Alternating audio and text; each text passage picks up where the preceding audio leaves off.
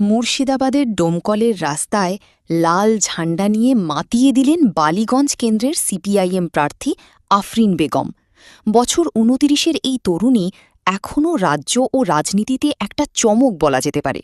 লাল পতাকা নিয়ে তার প্রচার করাটা মন জয় করে নিয়েছে আপামোর বামকর্মীদের। বিস্তারিত দেখুন প্রতিবেদনে।